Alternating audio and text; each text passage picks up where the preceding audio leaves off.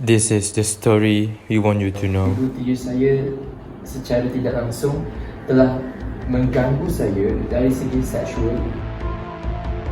Rasa dia punya tangan tu macam menyentuh saya punya bahagian belakang.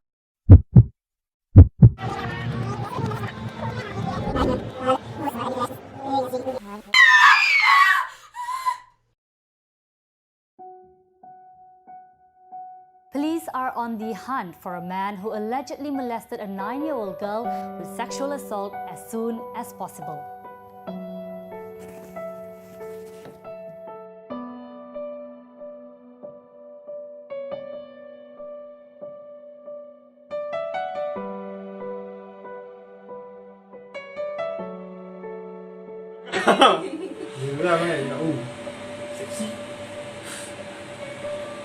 Abang cakap dengan bos dia.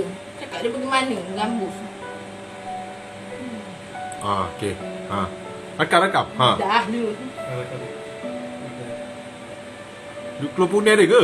Tahulah benda bodoh nak mampus. Rasanya dia keluar tu. Dia gambar. Oh, tertunggu tu.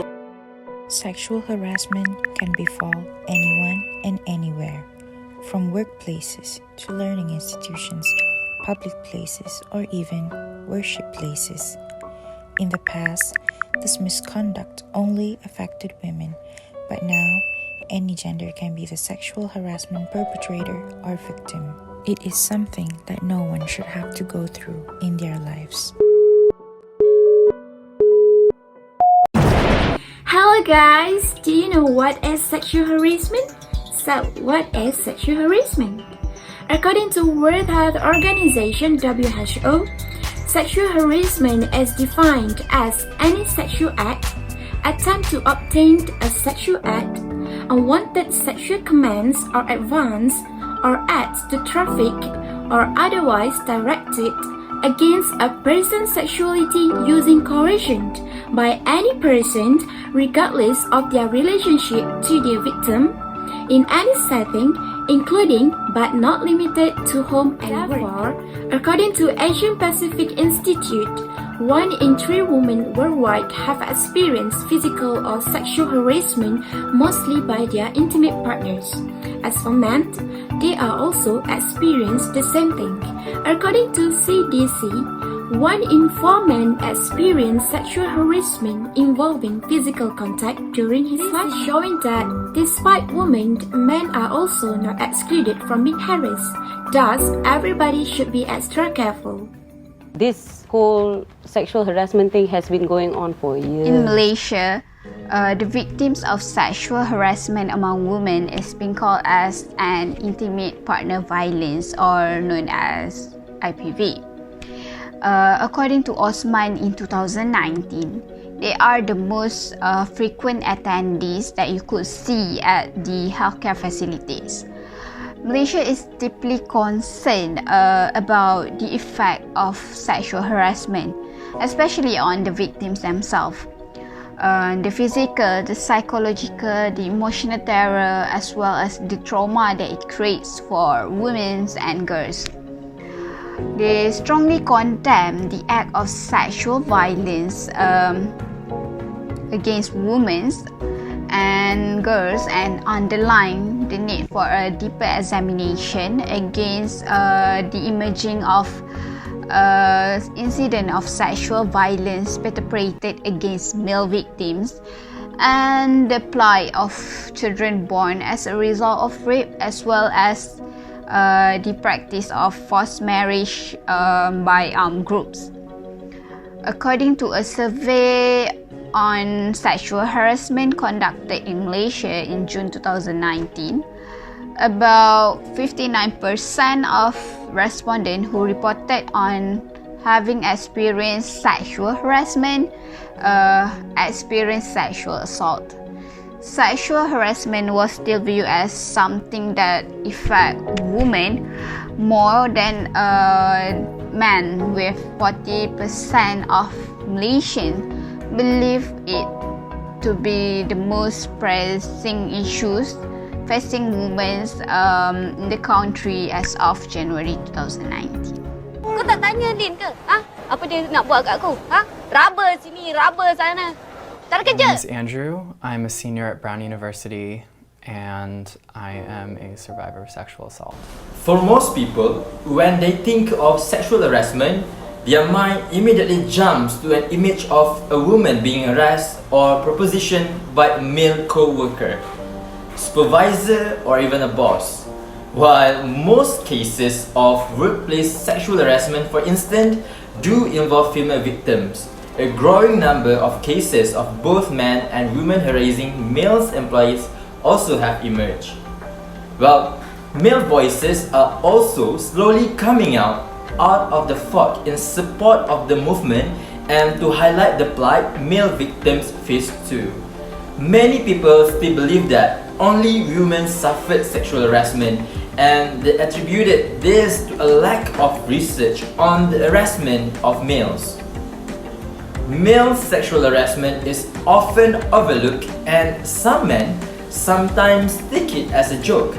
Well, according to a research in 2017 conducted by College University Polytechnic Mara, found out that 19% of males and 11% of females had experienced sexual harassment, especially in sport. The truth is that men are just as susceptible to sexual harassment as women. In a recent statement by Deputy Minister of Women, Family and Community Development, Hanayo, statistics about reported cases of sexual harassment in Malaysia were revealed at a seminar on handling sexual harassment. And ultimately, I want justice for anyone who experiences sexual assault. There are many ways that Malaysians could have done to tackle this issue. The first one is by the establishment of AWAM, All Women's Action Society. Hi, my name is Nisha and I'm the Program and Operations Manager for AWAM. AWAM is a women's rights organisation and the work that we do involves fighting against gender-based violence. AWAM has been working with many NGOs through the Coalition Joint Action Group for Gender Equality, JAG, to draft and propose a sexual harassment bill for over 20 years.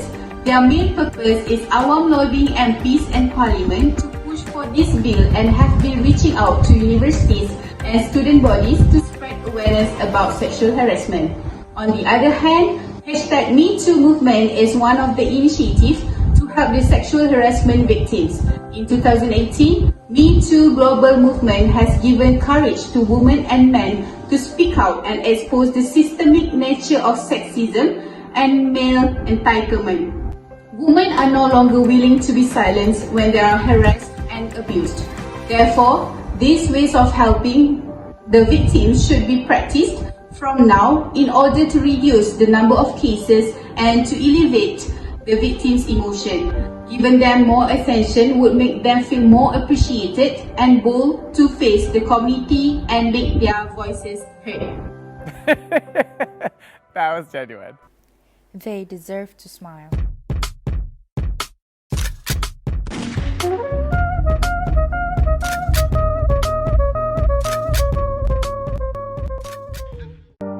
Therefore, sexual harassment is no longer a joke that can be laughed at. The damage is real, whether it for women or for men. To prevent sexual harassment from being normalized, all parties should work hand in hand to curb the issue from getting worse. One of the solutions that we could suggest is by implementing new laws to protect the sexual assault victims at all costs. Ministers should reconsider all the effects that could be harmful and take this into consideration and start planning to implement the new laws. By doing so, the victims would feel protected and safe to be in the community. On the other hand, victims should also learn how to voice out their voice to the authorities in order to protect themselves. No voice should be left out, especially for the cause that could harm themselves. They can use the hashtag #VoiceForVoiceless to make them heard and people know their existence. Together, we stop sexual harassment. Stop sexual harassment. Stop sexual harassment. Stop sexual harassment.